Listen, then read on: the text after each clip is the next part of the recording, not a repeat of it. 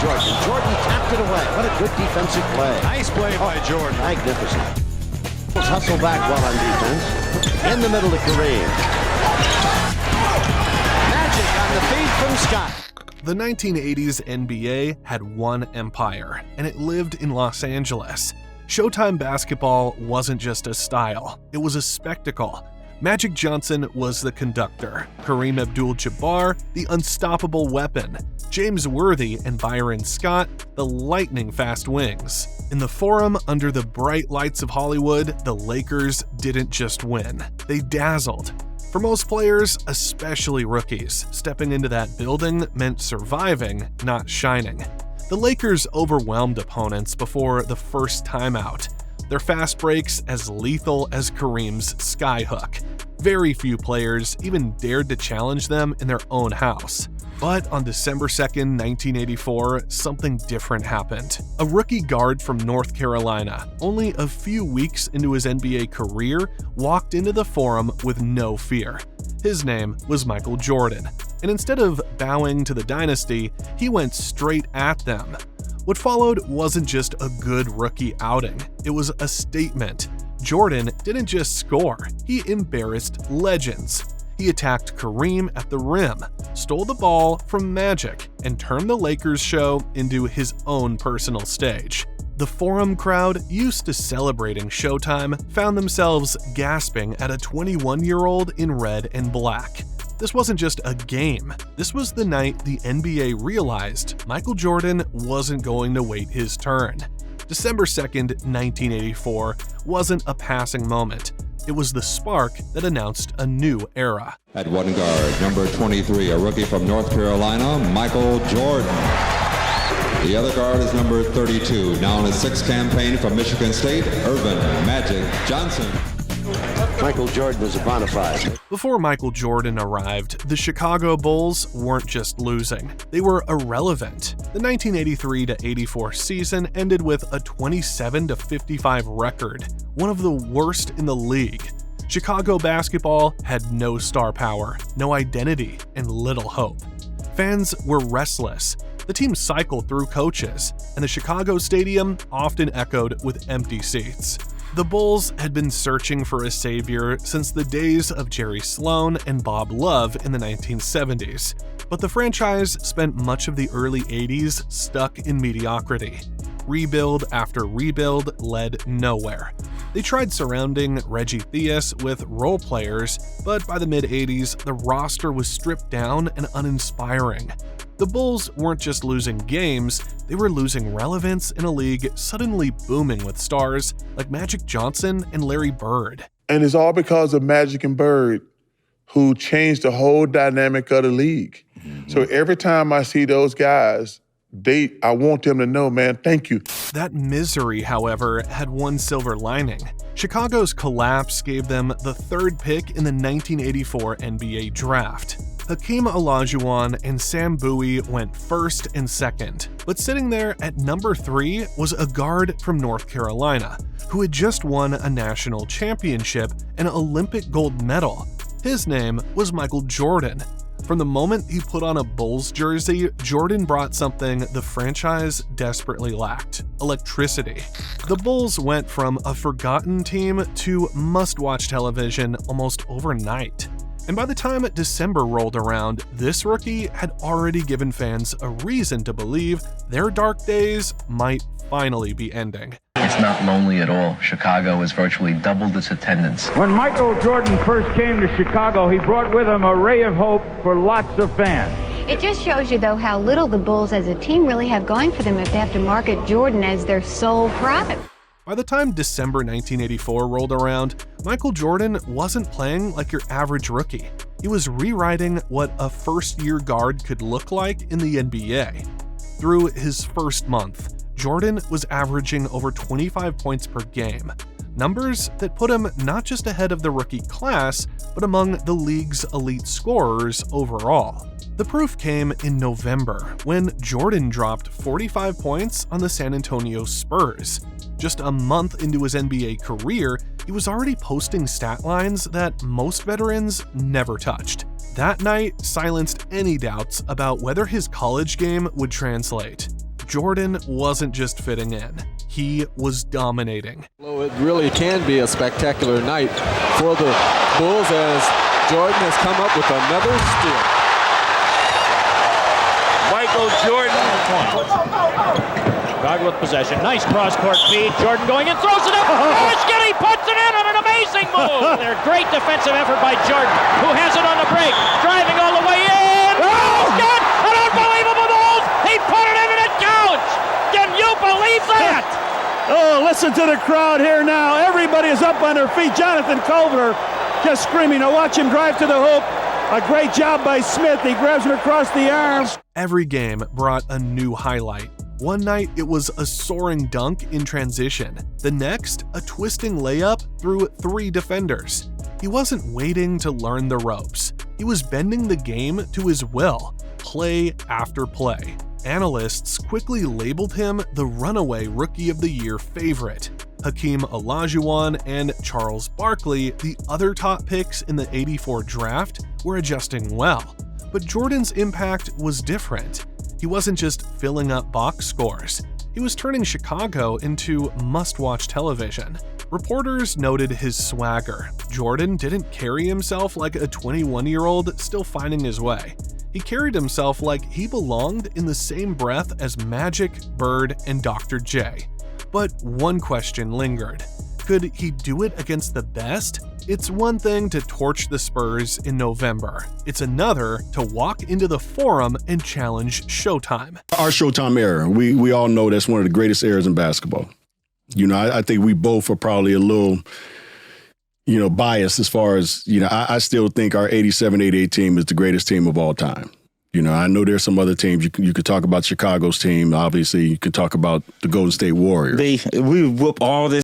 Thank you. They go right now. Thank you. And we would whoop that Golden State team. We would beat the Chicago Bulls team, and we should have. And had you and Magic gotten hurt, especially you, B, Detroit team, 88, we would whoop the Detroit team. I don't call them the bad boys. I call them bad kids, and they hate when I say that. If you wanted to understand dominance in the mid-1980s, you only had to look at the Los Angeles Lakers. Showtime wasn't just a nickname; it was a way of life. Under the bright lights of the Forum, Magic Johnson orchestrated the most dangerous fast break the league had ever seen. One moment, he was bringing the ball up the floor, smiling ear to ear.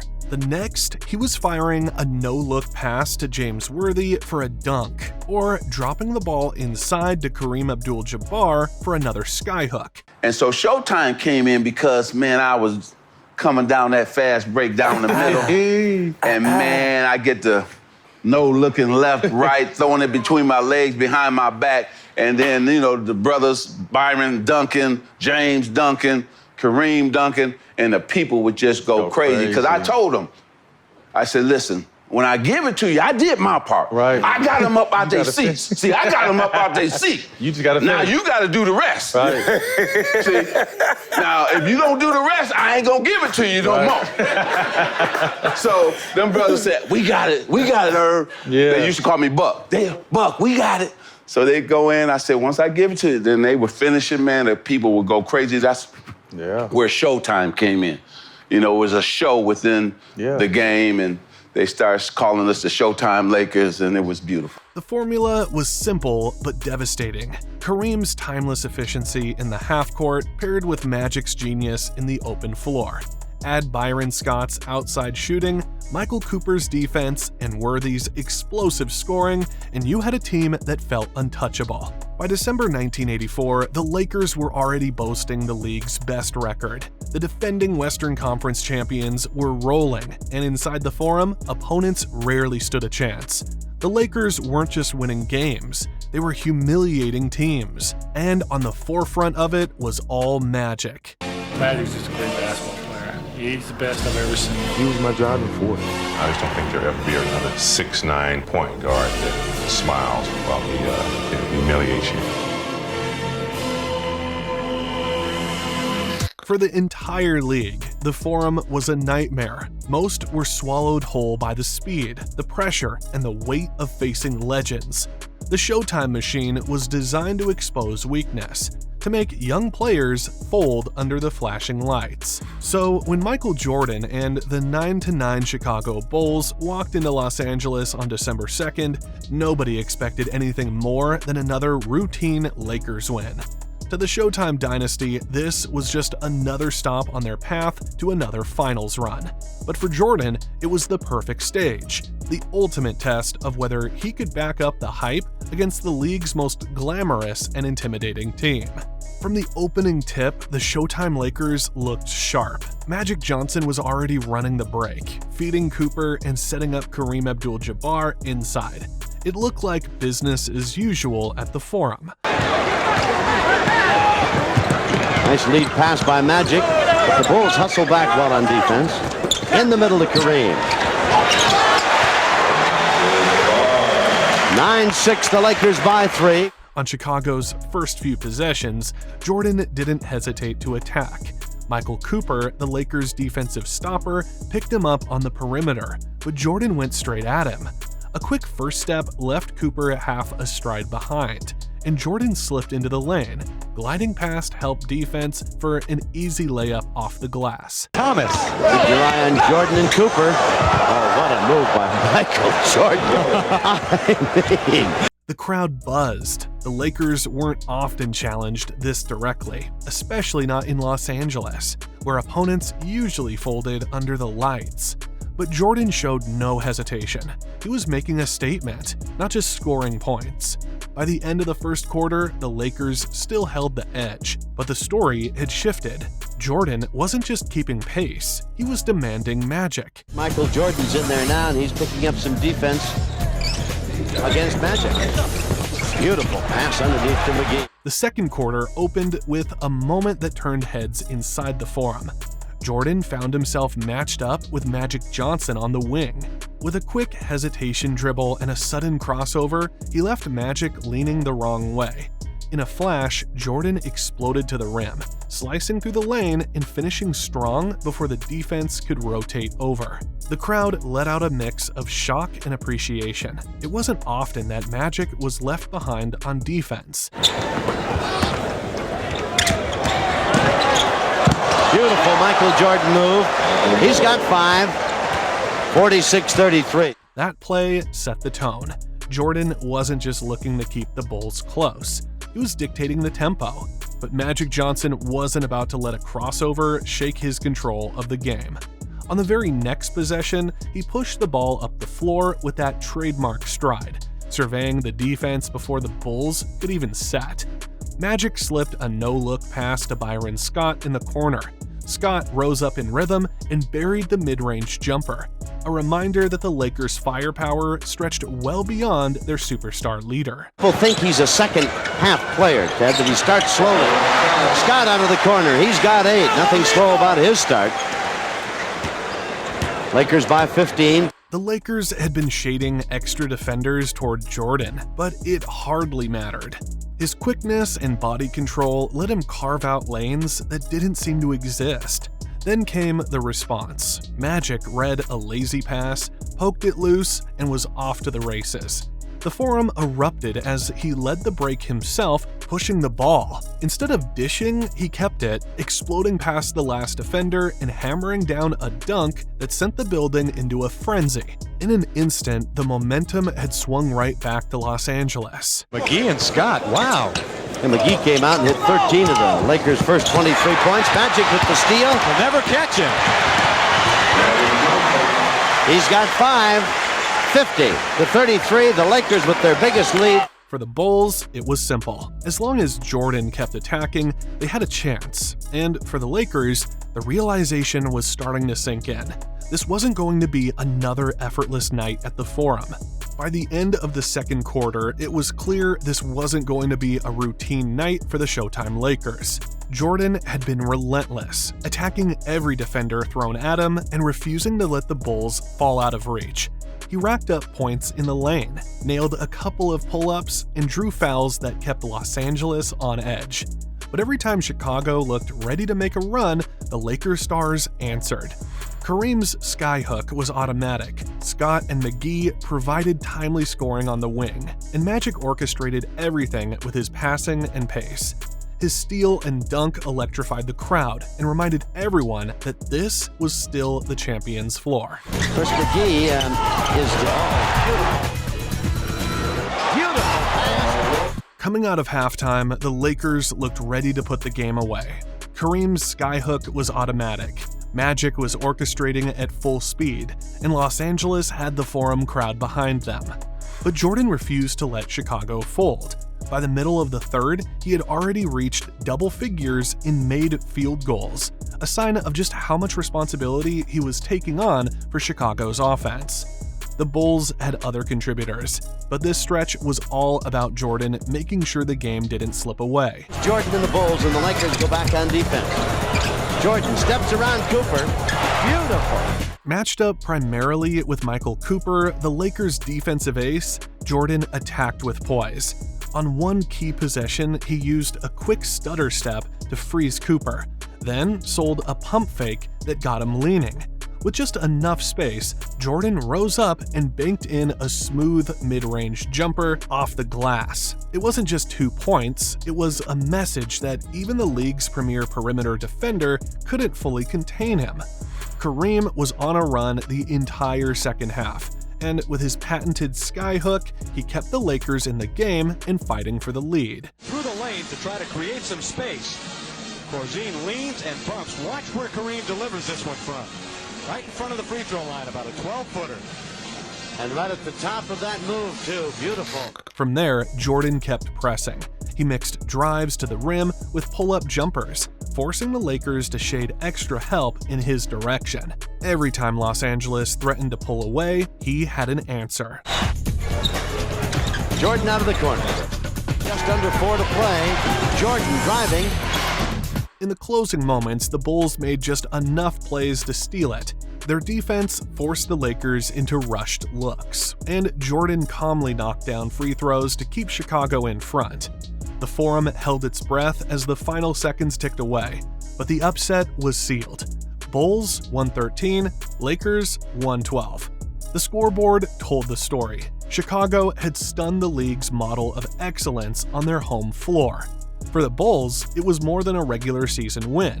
It was the moment of validation, proof that with Jordan leading the charge, they could walk into the brightest spotlight in basketball and walk out with a victory. Here to Kareem, baseline skyhook off the rim, rebound, 1 second, the buzzer's gonna go off, Chicago wins it, 113 to 112, as the Lakers got not 1 but 2 shots. Magic, Kareem, neither one went in, and the Bulls' Kevin Lockery goes off the floor and back home. When the dust settled at the Forum, the box score told the story of a heavyweight battle. Michael Jordan finished with 20 points on 7 of 13 shooting, adding 6 free throws and constant pressure on the Lakers' defense. While it wasn't his highest scoring night of the young season, he had already dropped 45 on the Spurs weeks earlier. It was his poise against Magic and Kareem that stood out. Every possession he attacked set the tone, showing Chicago they belonged on the floor with the league's best. For the Lakers, Kareem Abdul-Jabbar was dominant, piling up 32 points and anchoring the offense inside. Magic Johnson orchestrated with precision, tallying 12 points and 16 assists, keeping Los Angeles in rhythm. Byron Scott chipped in 20 of his own, providing the outside punch the Lakers needed. Yet, despite those numbers, it wasn't enough. I just want y'all to know. There's a new sheriff in town. Yeah. He said, it's my league now. Yeah. He said, MJ, you had your term. Larry Bird, you had your term. Now it's my league. I love it. And we all bow down. Yeah. You're right. Yeah. The Bulls, as a team, played with grit, getting timely contributions around Jordan and tightening their defense just enough in the closing minutes. On December 2nd, 1984, the Chicago Bulls weren't supposed to beat the Showtime Lakers. They weren't supposed to walk into the Forum, stare down Magic Johnson and Kareem Abdul-Jabbar, and leave with a victory. But that's exactly what happened, and the reason was simple: Michael Jordan. It wasn't the box score alone. 20 points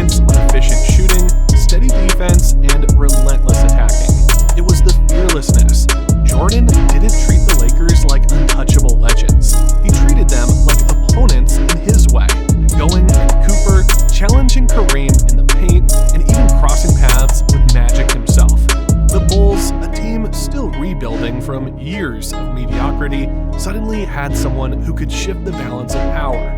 For the Lakers, it was just one regular season loss, a blip in a year where they won 62 games and reached the finals. But for Jordan and the Bulls, it was a